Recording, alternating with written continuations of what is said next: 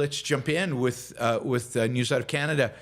So the Liberal Party basically had their primary for who should lead the party. As you know, Justin Trudeau resigned from the leadership of the Liberal Party, and basically, in doing so, resigned as Prime Minister.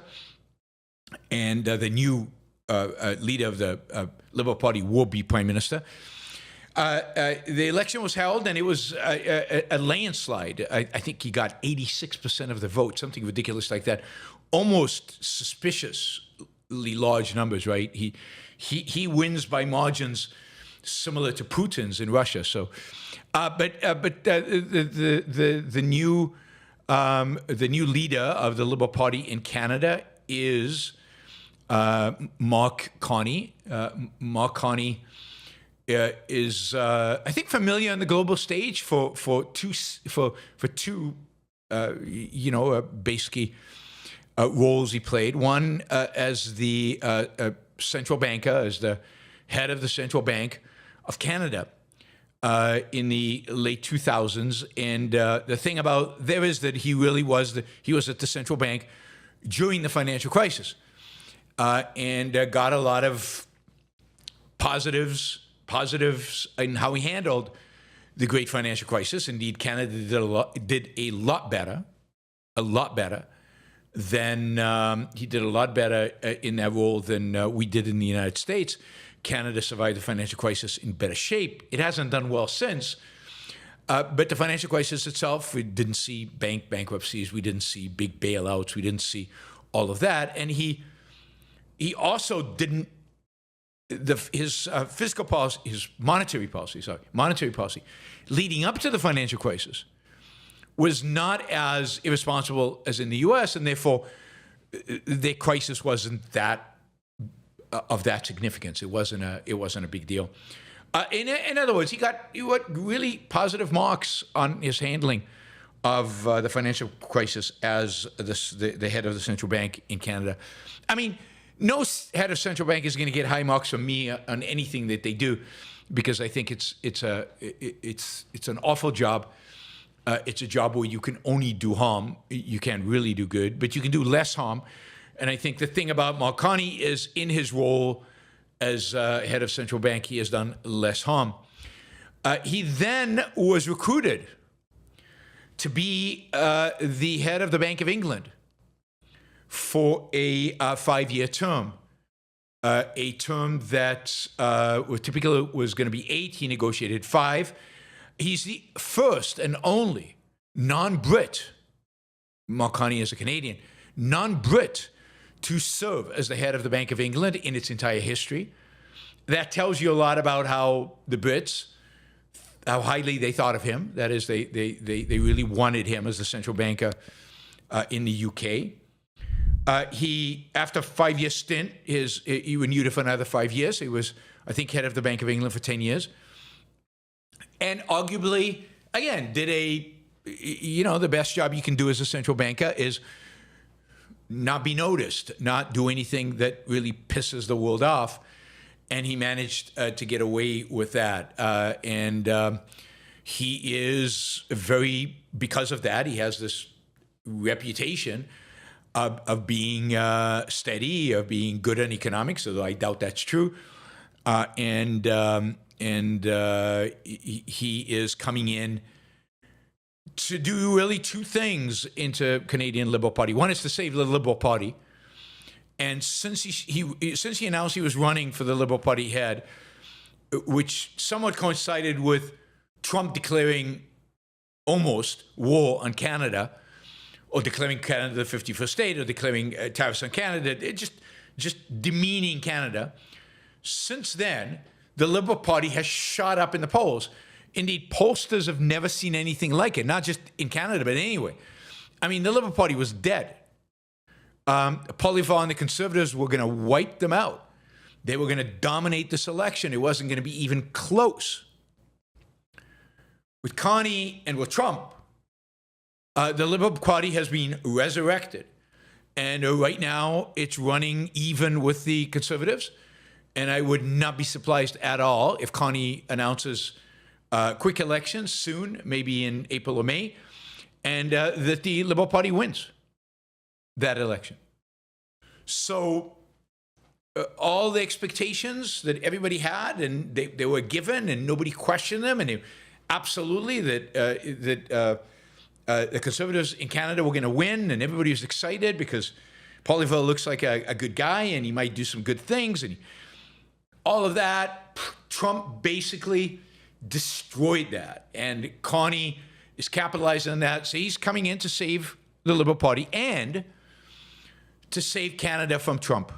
Those are his two goals, his two missions, if you will.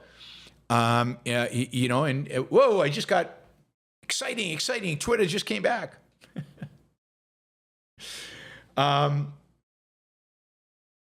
Yeah, Twitter came back. I'm not sure it's real, not sure it's sustainable, but Twitter is back. Anyway, yeah. So as Carney said yesterday, we didn't ask for this fight, but Canadians are always ready for someone else's when someone else drops the gloves. The Americans, they should make no mistake, in trade as in hockey, Canada will win. And his goal is, you know, he's gonna argue to keep the retaliatory tariffs in place until the Americans show us some respect. So he's willing to shoot Canada in the knees, you know, to get respect from America. I get that. Lose, and you know, play chicken. Yeah, I mean, it's going to be interesting to watch, but you would think that the Conservatives would benefit from this spat with Trump, but I think the two associated with Trump, people assume that they are, even though Poilievre, I think, is very much against these moves by Trump and is not a MAGA type conservative, but I think a lot of Canadians don't want anybody who even seems like he's similar to Trump or seems like he's similar to the Republican Party right now. They're not interested, and they will revote the Liberals in to avoid that. Carney also said the Americans want our resources, our water, our land, our country. Think about it. If they succeed, they would destroy our way of life. And then he goes into, you know, the evil Americans have private health care. He says America is not Canada, and Canada will never, ever will be a part of America in any way, shape, or form. So Trump has managed to resurrect the Liberals. Carney could very well, is likely to be the next, not just the current Prime Minister, but the next Prime Minister of Canada. In terms of, like, what kind of a leader he is going to be, you know, we'll see. I think, I don't think he has any particular firm, what do you call it, principled ideas. I think he is a soft pragmatist. I also think that he is probably on economic issues to the right of Trudeau. He will probably move the Liberal Party to what's called blue liberal in Canada, which means more pro-markets. So while he certainly does not have a good economic policies, he'll probably move towards physical conservatism, kind of a centrist attitude, and policies that lean in the direction of conservative preferences, particularly given how strong the Conservatives will probably perform in the elections and could have performed before Trump kind of, you know, boasted the Liberals. So, you know, at least people I'm reading think that he will be, you know, he'll be okay. He won't be great, but he won't be terrible. He'll be a lot better than Trudeau, right? Blue dog Democrats, that's right. So blue dog Democrats, these guys, he will be a blue liberal in a sense that, you know, we will see. We will see how he pans out. But he's not a bleeding heart, woke little fascist like Trudeau. I think he has much more respect for, at least for markets than Trudeau ever had. And Vincent Geloso, who I think last week I told you about him. He's the economist who said what Canada should do is drop tariffs in response to America. That is, it should do the exact opposite of what Trump is doing and do the exact opposite of what they are doing, which is increase tariffs. He's a Canadian. He is mildly optimistic about Carney and about his prospects.